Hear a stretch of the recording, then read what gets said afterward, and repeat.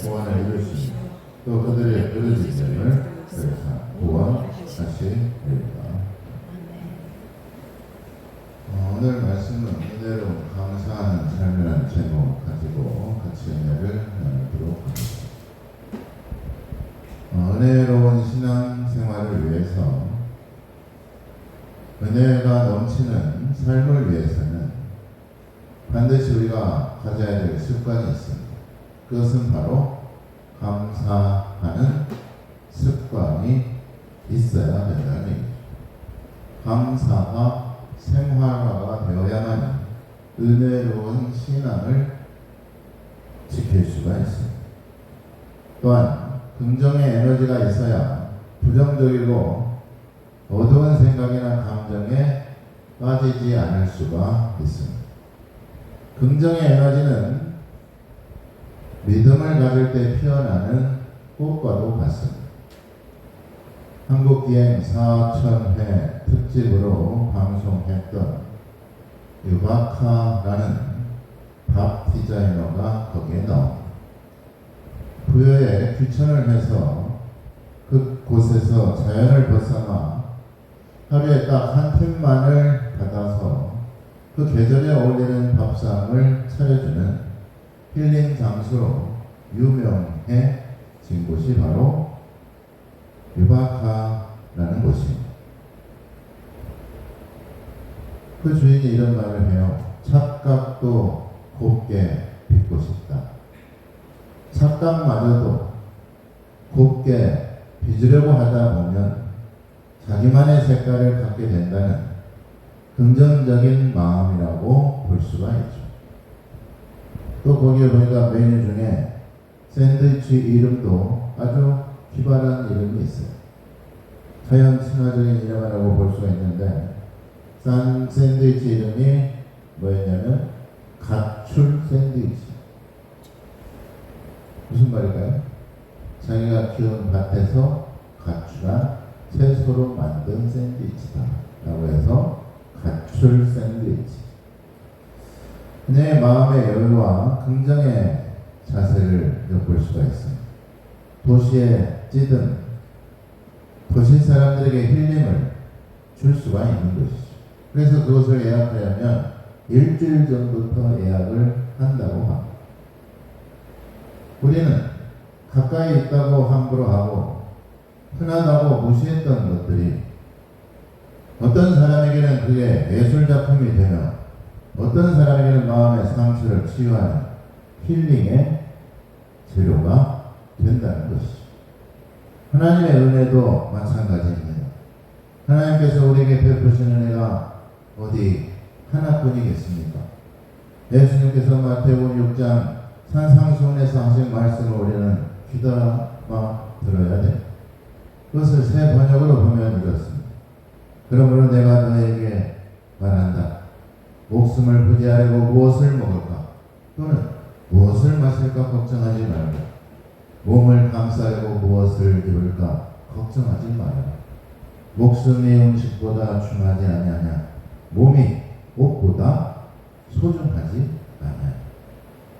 몸이 화려한 옷보다 또 목숨이 음식보다 중요한 것을 사실 모르는 사람은 없을 것입니다.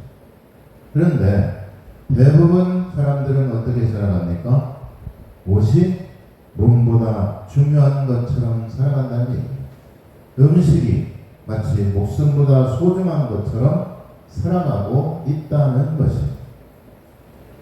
그래서 독립운동가 김구 선생은 뭐라고 했습니까? 얼굴 좋음이 몸 좋음만 못하고 몸 좋음이 마음 좋음만 못하다라고 말을 남긴 것입니다. 무엇이 우리에게 더 중요한 것일까? 중요한 것이 무엇인지 알고 살아가는 것이 그게 바로 지혜자의 삶인 것이고 그 삶이 바로 은혜로운 삶이라는 것을 우리는 알아야 됩니다. 은혜가 있는 사람은 항상 은혜되는 말을 합니다. 은혜가 있는 사람은 믿음의 말을 한다는 것이죠. 주님께서도 말씀하시죠. 공중에 나는 새를 보아라. 씨를 뿌리지도 않고 거두지도 않고 곡간에 곡식을 모아들이지도 않으나 너의 하늘 아버지께서 그것들을 먹이시고 있다. 너희는 새들보다 귀하지 아니하냐. 너희 가운데 누가 걱정을 해서 자기 수명을 한순간인들 늘릴 수 있느냐. 어찌하여 너희 옷 걱정을 하느냐. 들의 백합화를 보아라. 어떻게 자라는지 살펴보아라. 수고도 하지 않고 길쌈도 하지 않는다. 그러나 내가 너에게 말한다. 온갖 영화로 차려입은 솔로몬도 이 꽃 하나같이 잘 입지는 못하였다. 오늘 있다가 내일 아궁이에 들어갈 풀풀도 하나님께서 이와 같이 입히시거든. 하물며 너희들을 입히시지 않겠느냐. 믿음이 적은 자들아 라고 말씀하고 있죠. 하늘에 나르는 창공을 나르는 새들을 보면 무슨 생각을 합니까? 참 자유롭고 어디든 날아갈 수 있으니 얼마나 상쾌하고 얼마나 좋을까. 창살 아래 갇혀 있는 것처럼 또 다람쥐 쳇바퀴 돌듯이 반복되는 일상에서 우리는 한 번씩 자유를 마음대로 누리고 싶은 마음이 있을 것입니다. 이렇듯이 하나님께서는 모든 만물에 자유와 생명을 베풀어 주셨다는 것이죠. 그 자유를 통해서 우리가 얼마나 자유가 중요한지, 얼마나 생명이 소중한지를 깨달아야 된다는 얘기입니다. 하나님의 은혜를 아는 사람에게는 이 모든 것이 감사거리가 된다는 것이고, 이 모든 것이 감사의 조건이 될 수가 있다는 말씀이죠. 들의 백합화를 보아라. 들의 백합화가 어떻게 자라는지를 눈으로 보아라. 심지도 않고 거두지도 않고 수고도 하지 않지만 하나님께서 먹이시고 입히신다고 하시면서 너희는 그들보다 귀하지 아니하냐라고 묻고 계시는 것. 우리가 귀하게 살아가야 되는 이유는 과연 어디에 있을까? 우리들은 창공을 날아다니는 새들보다 또 들에 핀 들꽃보다 귀하게 하나님께서 창조하셨다는 것을 기억해야 됩니다. 나를 귀하고 소중하게 생각하는 사람이 남도 귀하고 소중하게 생각할 줄 아는 것입니다. 내가 하나님께로부터 사랑을 받고 은혜를 받고 살아가는 사람이라는 것을, 하나님을 영화롭게 하는 귀한 하나님의 자녀라는 것을 우리는 그러므로 깨닫고 살아가야 된다는 말씀이죠. 나를 귀하게 여기지 않고 나를 사랑하지 않는 사람이 이웃을 귀하게 여기고 이웃을 사랑할 리는 없다는 말씀입니다. 이웃과 세상에 대한 불평과 불만으로 살아가는 사람이 어떻게 좋은 관계를 맺으며 살아갈 수가 있을까요? 무슨 일을 하든지 감사하며 살 수 있는 것은 우리에게 주어진 모든 것이 하나님의 은혜였다는 것을 깨닫고 살아가는 사람이라는 것입니다. 그러면서 주님께서 또 말씀하시죠. 그러므로 무엇을 먹을까? 무엇을 마실까? 무엇을 입을까 하고 걱정하지 말아라. 이 모든 것은 모두 이방 사람들이 구하는 것이요. 너희 하늘 아버지께서는 이 모든 것이 너에게 필요하다는 것을 알고 계신다. 너희는 먼저 하나님의 나라와 그의 의를 구하라. 그러면 이 모든 것을 너에게 더하여 주실 것이다. 그러므로 내일 일을 걱정하지 마라. 내일 걱정은 내일 맡아서 할 것이다. 한날의 괴로움은 그날에 겪는 것으로 족하다라고 말하고 있습니다. 은혜로운 삶을 살기 위해서는 우리가 자족하며 만족할 줄 알아야 된다는 얘기입니다. 사도 바울에게 큰 질병과 그에게는 남들이 알지 못하는 질병이 있었습니다. 어떤 기록에 의하면 그는 간질병이 있었다는 기록도 있고 심한 악성 안질이 있었다고 하는 기록도 있습니다. 그러니만큼 세계를 무대로 복음을 전해하는 사명을 가졌던 바울에게는 그 질병들이 큰 걸림돌이었을 것이고 큰 핸디캡이었습니다. 이유를 대자면 그것 때문에라도 더 보장된 직장이나 직업이나 안정된 삶을 선택해도 될 만큼 그에게는 충분한 자격이 있었으며 배경도 가졌던 사도 바울이었지만 그는 하나님의 사명을 택하였으며 힘들고 고된 길이지만 하나님의 은혜에 더 가까이 갈 수 있는 그 길을 그는 택하였던 것입니다. 예수님처럼 바울은 십자가의 고난이 기다리고 있었지만 하나님의 복음의 가치가 이 모든 것을 은혜로 덮을 수 있었다는 믿음을 가지고 있었으며 또 그 믿음으로 살았던 것이죠. 우리는 대부분 환경에 지쳐 쉽게 좌절하거나 고난과 역경이 마치 내 삶의 저주인 것처럼 여기는 경우를 보게 됩니다. 또 환경 때문이라고 탓하며 포기하는 것이죠. 그러나 사명이 있다는 것, 내게 주신 사명에 감사하며 만족할 줄 아는 사람만이 하나님께 영광을 돌리며 하나님의 복음의 가치를 전할 수 있다는 것을 우리는 또한 깨닫게 됩니다.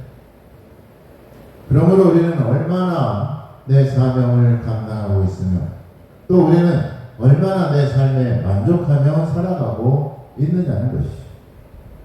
미국의 한 여론조사 기관에서 이러한 질문의 조사를 했습니다. 당신의 외모를 바꿀 수 있다면 바꾸겠는가? 라는 질문이었죠. 남자 응답자의 94%가 바꾸겠다. 여자 응답자는 몇 퍼센트였을까요? 99%. 그건 딱 마음에 안 들어. 그렇게 대답을 했어요. 무엇을 말하는 걸까요? 대부분의 사람들이 내게 있는 것에 만족하며 살고 있지 못하다는 얘기입니다. 이것은 단순히 외모가 겉으로 드러나는 모습뿐만 아니라 우리의 마음도 남과 비교하는 마음이 있기 때문이라는 것이죠. 비교하니까 불행해지는 것입니다.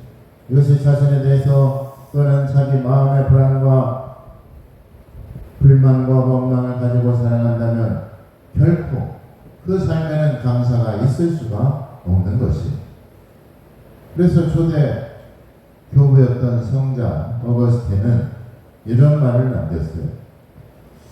인간은 높은 산과 바다의 거대한 파도와 부비치는 강물과 광활한 태양과 무수히 반짝이는 별들을 보고 그것들을 보고 감탄하고 경탄하면서도 정작 가장 경탄해야 될 자기 자신의 존재에 대해서는 경탄하지 않는다라고 말하고 있습니다. 우리가 얼마나 귀한 존재인지 하나님께서 우리 각 사람에게 주신 은혜가 얼마나 큰지를 깨닫고 살아가야 된다는 것입니다. 얼마 전에 페이스북에서 이런 짤막한 글을 보았습니다. 당신이 너무 작아서 아무 영향을 미칠 수 없다고 생각한다면 모기와 함께 잠자리에 들어보세요 라는 아주 짤막하고 의미심장한 글을 보았습니다. 눈에 보이지도 않고 손에 잡히지도 않는 모기가 잠자리에서 우리를 얼마나 많이 괴롭힙니까? 잠을 못 자게 만들죠. 무엇 때문에 우리는 그러므로 스스로 비하하며 또 무엇 때문에 우리는 실망하며 살아가고 있습니다. 누구와도 비교하지 말고 외모로 사람을 평가해서는 안 된다는 것이죠. 하나님께서는 외모로 사람을 취하지 않는다라고 분명히 말씀하고 있습니다. 우리의 부정적인 생각이 우리의 잘못된 사고방식이 그렇게 만드는 것입니다. 그래서 세상에는 두 종류의 사람이 있다고 해요. 최대 만족을 추구하는 맥시마이저와 주어진 현실에 맞추고 거기에 만족하는 세티스파이스라고 있다고 합니다. 만족의 극대화를 추구하는 맥시마이저는 항상 더 많은 것을 추구하며 더 높이를 추구해서 성취도가 높아 일에 성공할 가능성이 많다고 하지만, 그러나 자신보다 잘 나가는 사람이 옆에 있는 한 그는 절대로 만족할 수가 없다는 얘기입니다. 그래서 맥시마이저는 쉽게 행복해질 수 없다라는 결론에 다다르게 되죠. 반면 세티스파이스는 이 정도면 괜찮다 생각할 줄 아는 사람이라는 얘기, 작은 것에 만족할 줄 아는 사람이라는 얘기.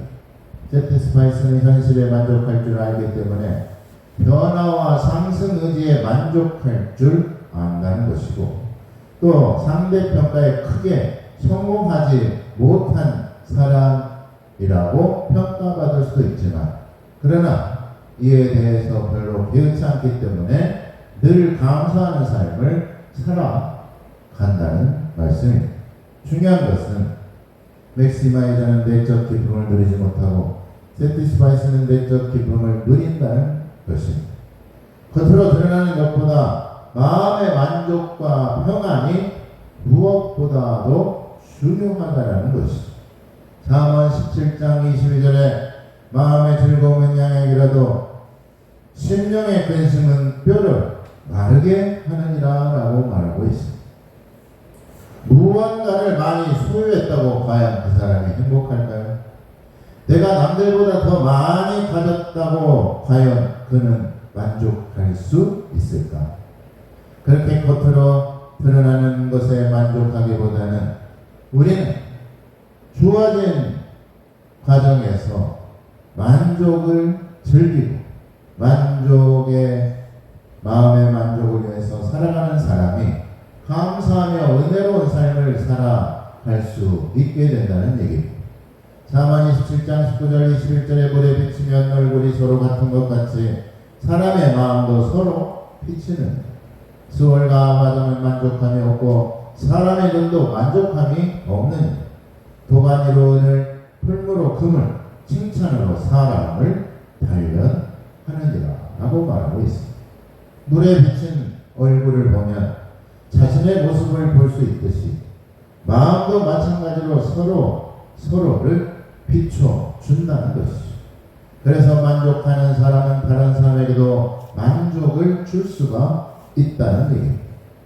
또한 스올과 아베돔이라는 말은 지옥과 죽음과 멸망을 뜻하는 것입니다. 멸망을 향해 달려가고 있는 사람에게는 과연 무슨 만족이 있을까? 그러므로 우리가 단련해야 될 것은 마음을 단련해야 된다는 얘기입니다. 마음의 만족함을 위해서 살아가야 된다는 말씀이죠. 겉으로 드러나는 겉모습만 비교하지 말고 우리의 내면과 마음을 갖추며 살아가야 되는 것입니다. 마음으로부터 그 사람의 인품과 그 마음에서 인격이 나오는 것입니다. 럭셔리한 명품만을 걸치고 다닌다고 해서 그 사람의 인격이 높아진 것이 아니듯이, 또 비싼 유명한 그러한 옷을 걸치고 다닌다고 해서 그 사람이 명품이 되는 것이 아닌 것처럼, 사람이 명품이 되어야지 명품 백만 들고 다닌다고 해서 그 사람이 명품이 될 수가 없는 것입니다. 더 중요한 것을 아는 것이 바로 지혜라고 볼 수가 있죠. 뭔가를 소유하는 것보다 더 중요한 것은 만족하며 감사하며 살아가는 삶인 줄 믿으시길 바랍니다. 사실 제가 목회를 30여 년 가까이 하면서 여러 성도들을 볼 수가 있습니다. 이렇게 보다 보면 이런 거죠. 하려고 하는 사람들은 시험에 잘 들지 않아요. 꼭 안 하려고 하는 사람들이 시험에 듭니다. 또 하려고 하는 사람들이 시험에 든다고 하더라도 빨리 시험에서 빠져나와요. 그런데 처음부터 하려고 하지도 않는 부정적이고 비관적인 사람은 시험에 한번 빠지면 거기에서 헤어나오지 못합니다. 안 하려고 하다 보니까 자꾸 뭐 만들어요? 핑계만 들고 변명만 들게 되는 것이죠. 그러면 신앙이 성장하지 못하고 믿음도 떨어지고 부정적이고 불의한 습관만이 늘어날 수밖에 없는 것입니다. 이게 바로 악순환이 계속되는 거죠. 또 일을 안 하니까 일도 주어지지 않는 것입니다. 어떻게 됩니까? 나중에는 하고 싶어도 일이 없어서 못하게 되는 거예요. 그러니 우리가 적극적이고 긍정적인 생각과 태도가 얼마나 중요한지를 깨닫고 살아가야 됩니다. 누가 시험에 듭니까? 안 하려고 하니까 시험에 드는 것입니다. 사고방식과 사고의 방향이 그래서 중요합니다. 무슨 말을 하죠? 그래서 생각하기 나름이다. 생각하기 나름. 부정적인 생각을 할 수도 있고 긍정적인 생각을 할 수도 있습니다. 습관이 어느 쪽으로 되어 있느냐가 중요한 것이죠. 어떤 사람은 똑같은 일을 맡겨도 그것을 충분히 해내는 사람이 있고 어떤 사람은 처음부터 핑계와 변명을 대는 사람이 있습니다. 그래서 환경 때문에 어려워지는 것이 아니라 자신의 의지와 생각이 잘못되었기 때문이라는 것을 우리는 결코 잊지 말아야 됩니다. 문제는 어디에 있습니까? 내가 더 노력하지 않았어요. 내가 더 기도하지 않았기 때문이라는 얘기입니다. 우리가 탓하는 순간 우리는 스스로를 속이는 것입니다. 변명하는 순간 내가 아닌 다른 사람으로 살아가고 있다는 것이죠. 그러므로 언제나 긍정적인 믿음과 예수님께 대한 소망이 무엇인지를 깨닫고 우리에게 은혜롭고 감사하는 삶을 살아가야 된다는 것입니다. 다음 주면은 맥주 감사 주일이 있습니다. 맥주 감사 주일은 여느 때 감사보다도 특별하게 더 감사하는 마음과 정성을 담아 감사하는 주일이 바로 절기감사 주일이죠. 우리에게 생일이 다른 여러 날과는 다르듯이 감사절에 감사하는 것은 감사에 감사를 더하는 것입니다. 마이너스가 아니라 플러스가 되는 날이 되어야 된다는 얘기죠. 그래서 감사도 습관이 되는 것입니다. 감사하면 감사거리가 생기게 되는 것입니다. 따라서 한번 해볼까요? 감사하면 감사거리가 생긴다. 감사거리가 생긴다. 감사하지 않으면 감사할 것도 없는 것. 그래서 어떤 분들, 유명한 분들 감사일기를 쓰잖아요. 하루에 아침, 점심, 저녁으로 쓰는 사람도 있어요. 왜 감사를 해야 되냐면 감사할 일이 생기기 때문에 그렇습니다. 안 된다 하면 될 일도 안 됩니다. 없다 하면 있는 것도 감사하지 못하는 거예요. 감사가 없는 절망은 우리에게 은혜로운 삶을 살 수 없게 만드는 아주 흉악한 것입니다. 그러나 우리가 언제나 감사하는 삶으로 감사의 마음으로 살아갈 수 있기를 바랍니다. 무엇이 과연 복일까요? 있는 것에 감사하며 주어진 오늘의 최선을 다하는 삶이 그 삶이 바로 복된 삶이라고 볼 수가 있죠. 그렇다면 반대로 복 없는 삶은 어떤 삶을 말할까요? 매일 불평하며 매일같이 환경 탓하며 내가 할 일을 남에게 떠넘기는 사람, 그 사람이 복 없는 삶을 살고 있는 것입니다.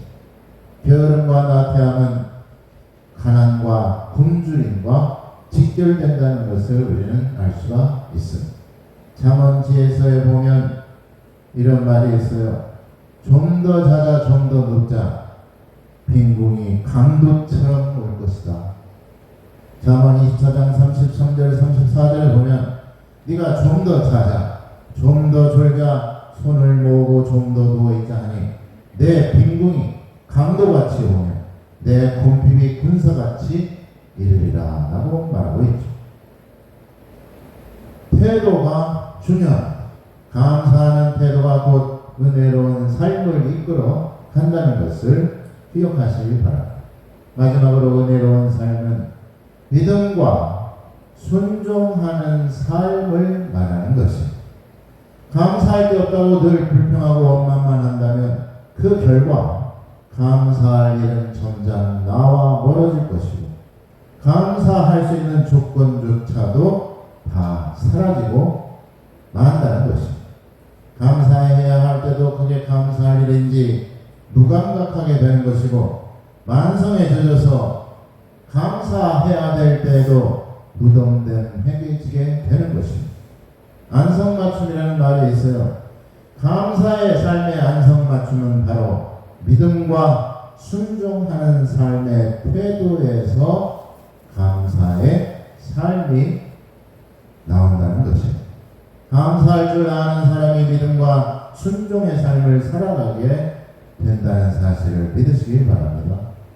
아브라함이 100세 때 귀하고 소중한 이삭이라는 아들을 가졌죠. 그런데 그가 만약에 믿음이 없었다면 과연 어떻게 되었을까? 그의 생각이 부정적이었다면 하나님의 말씀에 불순종했더라면 어떻게 됐을까요? 얻을 수 없었을 것입니다. 어떤 마음과 생각이 어떤 결과를 가져오는지 우리는 알 수가 있는 것입니다.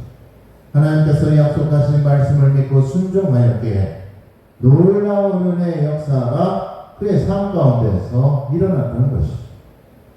그런데 그와 반대로 은혜를 방치하거나 감사 없는 삶을 살아간다면 하나님의 은혜를 헛되게 하는 삶을 살 수밖에 없는 것입니다.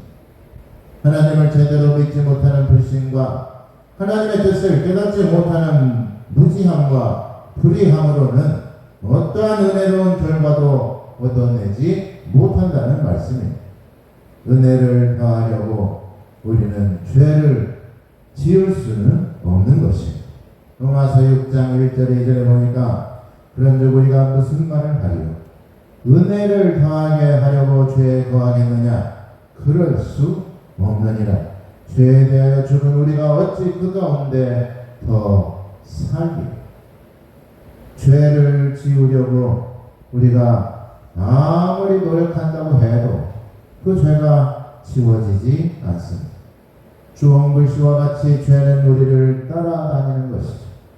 그러나 하나님의 은혜로는 죄를 지울 수가 있습니다.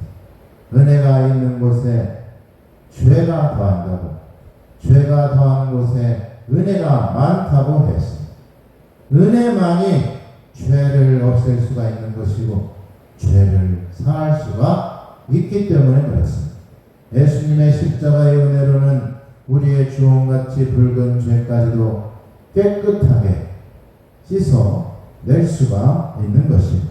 그러므로 하나님께서 우리에게 주신 은혜의 목록들을 한번 헤아려 보시기를 바랍니다. 하나님께서 주신 우리의 복의 목록들을 헤아려 볼 수 있기를 바랍니다. 범사에 감사라는 말씀은 범사에 감사해야 한다는 의무나 규칙이 아니라 감사할 수밖에 없는 이유가 너무나도 많기 때문이라는 것을 우리가 깨달아야 됩니다. 독일의 아주 유명한 천재 문학가 시인 요한 볼프강 괴테는 이런 말을 했습니다. 감사할 줄 모른다면 그대는 옳지 않다는 것이다. 감사할 줄 모르는 사람은 항상 틀린 방향으로 살고 있다는 얘기입니다. 또 이런 말을 남겼어요. 숨쉬기에는 두 가지 은혜가 있다고 하면서 들숨의 은총과 날숨의 은총이 있다라고 말을 했습니다. 삶은 놀랍게도 들숨과 날숨이 섞여 있는 것이라며 압박할 때도 감사, 놓아줄 때도 감사하라라고 말을 했습니다. 들숨만 쉬면 어떻게 돼요? 죽어. 날숨만 쉬면 어떻게 돼요? 숨이 모자라. 그러니까 들숨과 날숨을 주신 하나님께 감사. 날마다 감사하는 얘기예요. 얼마나 기가 막힌 표현이에요. 들숨만 있어도 숨이 차고 날숨만 있어도 숨이 모자랄 수밖에 없습니다. 언제나 은혜 앞에 우리는 겸손하게 감사와 영광을 돌리며 살아가야 되는 줄 믿으시길 예수님의 이름으로 축원합니다.